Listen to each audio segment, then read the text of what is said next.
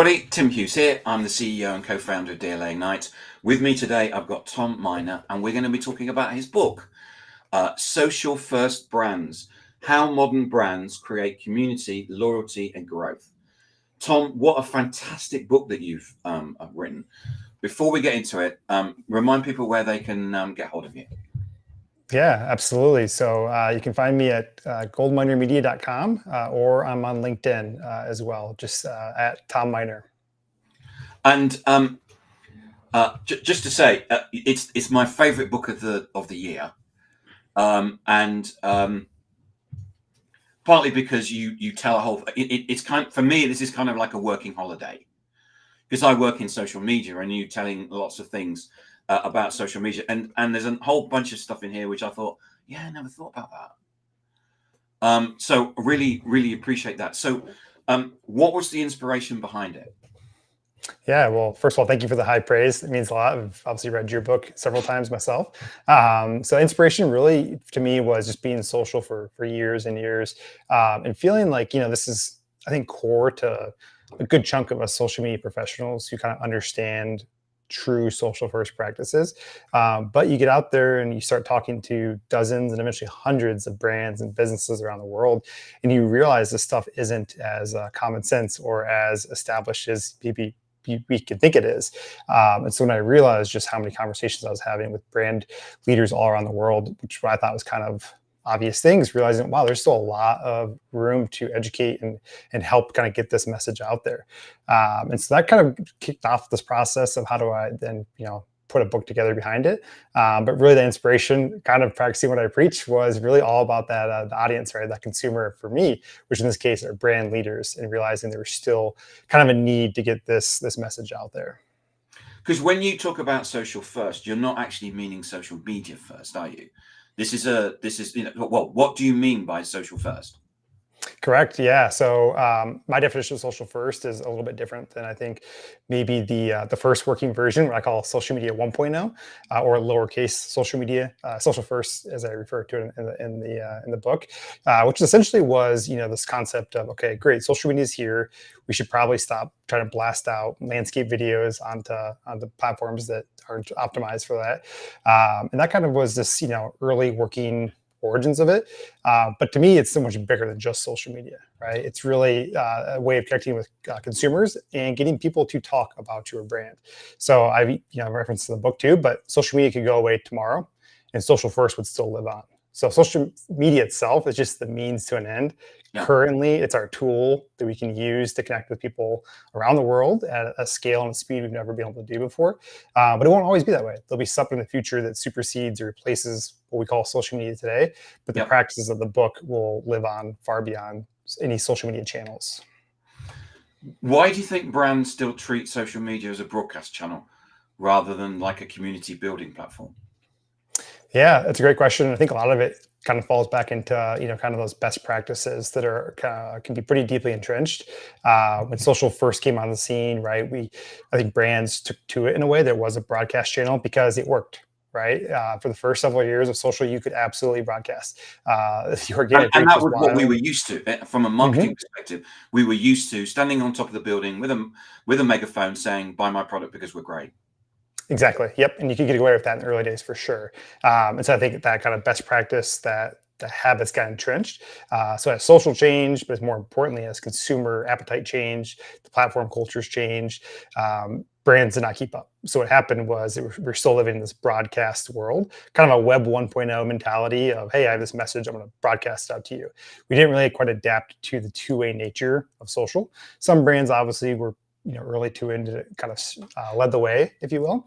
But many brands, kind of got caught up in that obsession of it's KPI based. We have to get our message out there, we have to sell products. And so we use social just like we use every other channel in the game before there. And I think a lot of brands are still kind of stuck in that world, mostly through those, again, best practices, or it's how we've always done things mindset.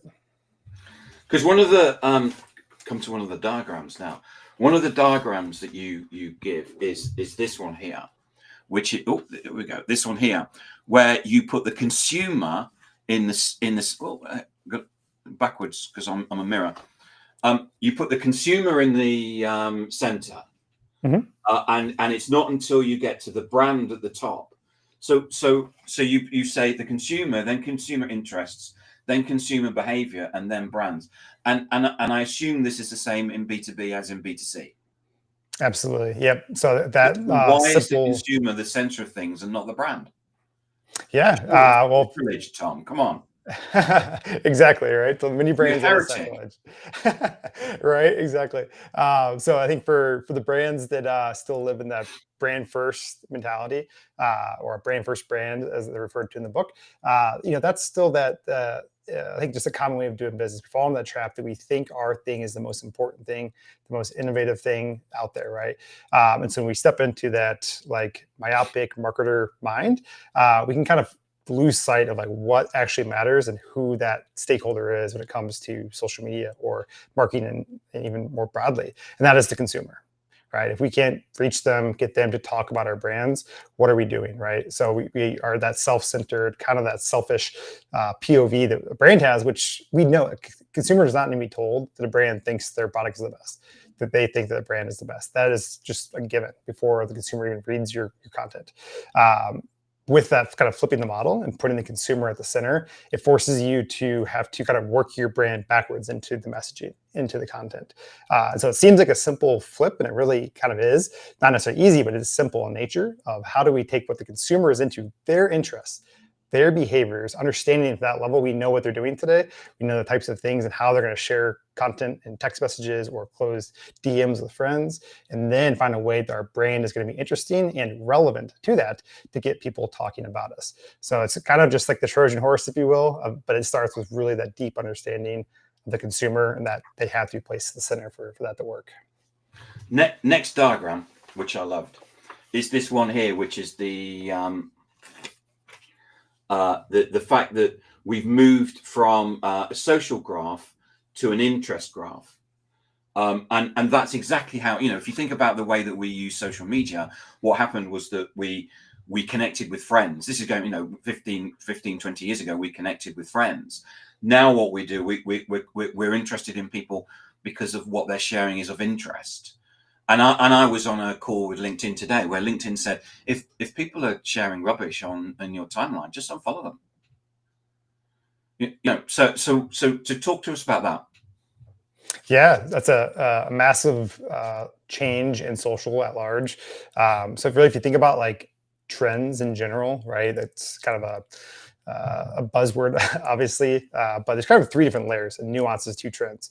And so one of those is like what TikTok would refer to as a moment. So think of like last year around this time, when we had the very demure, very mindful trend, all these brands were jumping into. That was a moment, right? It's kind of a creative prompt that pops up and then fizzles out quickly. TikTok kind of identifies two more layers of trends, which I think it's a really smart framework. And the second one is a signal. So that's usually like something's kind of an emerging interest or an emerging behavior. And so that's really important for brands to pay attention to. But the third and final one is the most long lasting. And that's what they call a force. And so in this example of algorithms going from the kind of that social approach to interest based is a massive force in social, right? It's something that will impact the next decade plus. And really what's happening is it takes, again, us marketers and brand leaders to take a step back and realize, wow, if we thought maybe it was already hard in the past to get people to care about our messaging, it's going to be harder now because these algorithms are designed not even around the follow anymore. So really, it's going to be about the consumer interest, again, putting the consumer back at the center. Not only is it brands that need to do this, but the algorithms themselves have done this, right? Because now it's this personalized, individualized feed that's based off your individual interests. So we're all going to have very different experiences online when we open our apps because these algorithms are designed to serve our individual interests. And rarely is that going to be a brand or an ad or something that's trying to get someone to take action, right? Those are not the reasons or the things that we're interested into in our lives. So therefore, those are the things that we're going to try to avoid on our social feeds. Right. I now want to talk to you about community. And people watching this will go, yeah, we got community. Tim, I'm not interested at this point. And I'm going to say, according to Tom, you haven't got a community. Because what you say, community, This is like going to a concert, a movie, or a play.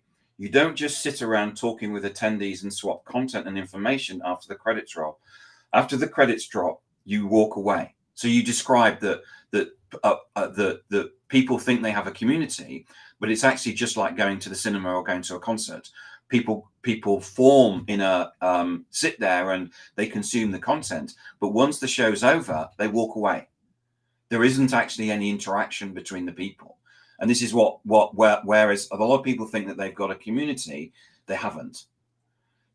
I think I've waffled a bit there. So you explain it because you wrote it.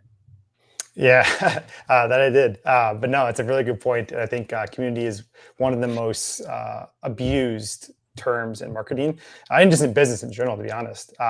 Right, there's a stat that I came across as writing the book that about 30% of startup founders today think that their competitive moat is community, which is kind of wild because trying to like launch with this understanding or this dream that you're gonna have a community from day one is very far-fetched, because again, we're misunderstanding what community truly is. So in the past, I think what we maybe called community was probably more akin to a following or even maybe an audience. It's maybe some degree of people who are consuming our content. In the movie analogy, from to the movie theater, they're buying tickets to come see our movie, or they're coming to see the play. Once the curtain drops and that's over, we're not sitting there in the audience talking to each other. We're not swapping notes, feedback from what we just watched. We leave, we go home to our actual communities, right? And so I think we got that kind of framework backwards, right? We think of this audience as following, conflating that with community.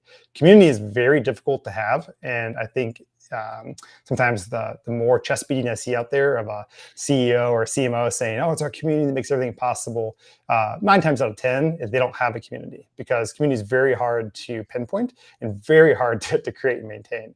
And so I think with a true community, right, you have to have a few criteria in place. And the book obviously goes into detail on this. But one of the things I think it's really important for a true community experience is, yes, some degree of dialogue and shared experiences amongst the people who are actually at the movie theater in this analogy. But also, too, you need some degree of rules and participation requirements. And so I think a really interesting origins in social media, at least, is like the term community management. Right. I think for many years we viewed this term, or this profession, as coming in there and really just moderating comments. Right. So we think it's a big deal to like respond to somebody. And I think that's just like common courtesy. That's such low table stakes. It's definitely not a community. And so I think, too, if you look back into like massive online video games like World of Warcraft, right, some of the early origins of like actual online communities, they'd form self-organizing guilds around these things. You had to live up to a certain standard or level to be part of this guild. The guild leaders then would represent you to the community manager who worked for these games. So I think, again, that level of community, it's usually backwards or usually wrong.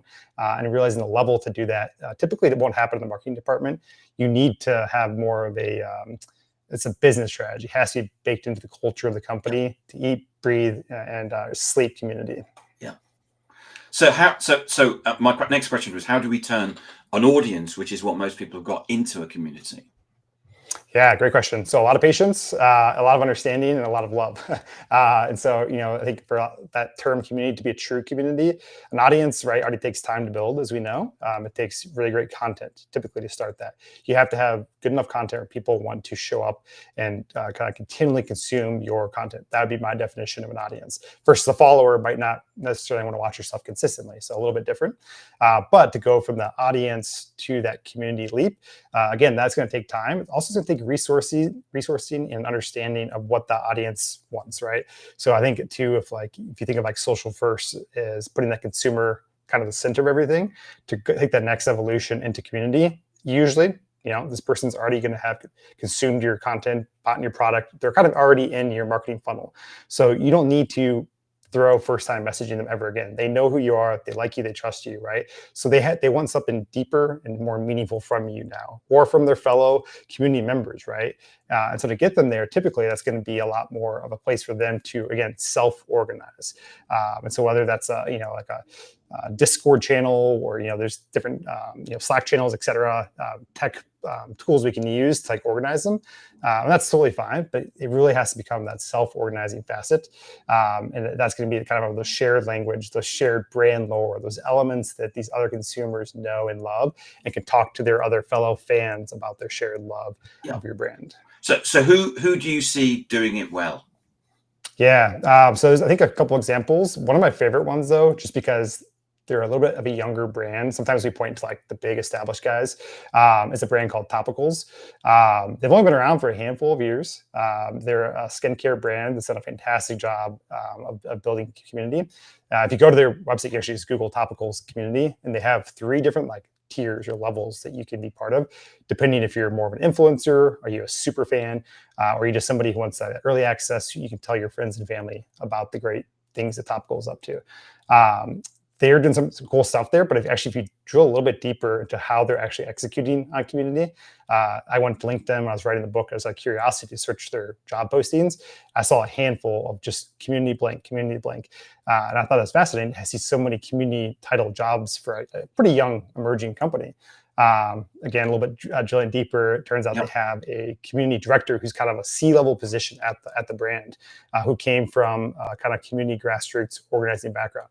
I thought that was pretty amazing, right? You took somebody who's a true community builder, not necessarily a marketer trying to like slap the term community onto an audience, who's kind of walked this talk and lived this journey, and kind of brought that ethos into the company. And so now they'll do cool things with like, community trips. Instead of sending influencers somewhere fun, they'll send their community members out there. So I think that they're a really cool example. And again, if they're a smaller emerging brand can do that, right? There's no reason why more companies can't be really walking that true community path. And do you see anybody in the business to business area doing it? Yeah, I think it's a bigger example, but like HubSpot, I think over the years has been pretty well known for having community, right? Their inbound conference, you get pretty well, I think, like entrenched into a little bit more of a social first. Their social media comes across a little bit more like a B2C business, and so I think that kind of community ethos is a pretty good example of what HubSpot's doing there. Mm. Yeah, they're very social. So, I mean, one of the criticisms that I think that leaders still give, certainly one of the criticisms that I see from leaders is that social is just basically you're just playing on social media. I actually know of a sales leader that reckons that the reason why the IT industry has basically gone down over the last couple of years is because all the salespeople spend all their time on social media, just playing around, not doing anything. And so as a leader, what can I expect from being social first? Does this mean that everybody plays on social and I make no money? Right. It's right. It's a good question and a normal fear, I think, too. It's kind of funny. There was some research published by the consulting firm Deloitte in 2023, I believe it was, where they looked at social first brands versus what they call less mature social brands. So my analogy, kind of like a brand first brand. They actually found out that social first brands have 10.2% year-over-year annual growth rate, and they are 8 times more likely to exceed revenue goals by 25% or more. So I think it's like it starts with that business mindset. So I think we should be thinking dollars and cents into revenue, because social first isn't fun and games. Yes, there's some fun stuff involved, but it ultimately builds your brand better than other strategies. And it's as we can see through some of these stats too, it does lead to that bottom line impact that business leaders, sales leaders are looking for. However, with that said, it absolutely comes with patience and time, right? Because we're not just blasting out brochures and trying to sell people day one and trying to get that kind of direct response marketing. This stuff does take months and oftentimes years to really be effective. So if your mindset as a sales leader as that your team is just, messing around on social and wasting time and having fun, then yeah, you're never able to pull it off, right? Because you haven't truly understood what it takes to get there. So yes, the payoff is there, right? We know that social first brands tend to outgrow and outpace non-social first, companies and organizations. At the same time, though, it's not for everybody. As I called out in the book, if your goal right now is, hey, we need to convert somebody tomorrow, then yeah, like absolutely, don't worry about this stuff. Keep doing what you're doing, right? Try to throw ads up and try to just, hopefully your pipeline's big enough where you can get that one conversion you're looking for. But it is that longer game. If you're trying to do something more meaningful, again, because this is consumers first, you have to build that relationship, and that's not going to come with just trying to beat somebody over the head with a sales message. So, what about the future, Tom? Where are we going to go with social media, do you think? I wish I knew. So yeah, I'd be on the yacht somewhere having this conversation. A couple of theories, though. I think of where things are headed next are. We are going to see. I think it's pretty widely out there at this point. It's not the first one to say it, but it's fragmentation of social. Yeah. So we'll see more niche platforms, more niche areas for consumers to go to. The world in general seems to be fragmenting more, and so I think social just mirrors our IRL world as well. And so I think that's absolutely going to play out, which is really exciting in some ways too, because it won't necessarily just be the monoliths anymore. I think we're going to see some new energy coming in over the next few years into social, some other platforms. I think consumers and society and culture at large, there's starting to be some burnout on some of these platforms. And so I think it's going to be ripe for some new players, some fresh ways for us to both create content and consume it. And so I'm really excited to see kind of what pops up there. The other kind of bigger change to long term, I think, is going to be, next 5 to 10 years, will be this return almost more so than like some futuristic, state, which is really going to be human first, a lot of humanity, right? AI is already here. It's only going to get noisier and louder than ever in the history of our internet or our world. And so I think the brands that can really embody social first, be incredibly human, build actual communities, not just audiences, those are going to be the winners. And so I think we're going to see more and more investment happening into actual communities through social. Excellent. Tom, thank you so much for coming on and talking about your book, Social First Brands, How Modern Brands Create Community, Loyalty and Growth. As I say, I love the book. It's my favorite book of this year. If I wanted to buy a copy, where can I get a copy from? Yep. So Amazon's got it. You can go to barnesandnoble.com if you're in the States. Koganpage.com. Yep, has it as well. So yep, a few different options. And if you're looking for a little promo code from Kogan Page directly, shoot me a DM on LinkedIn. I can provide that. Okay, so if they shoot you a DM, you can get a promo code from Kogan Page. Yep. Tom, where can we find you? Yep. So LinkedIn is where I do most of my social meanderings. Then again, my website's goldminermedia.com.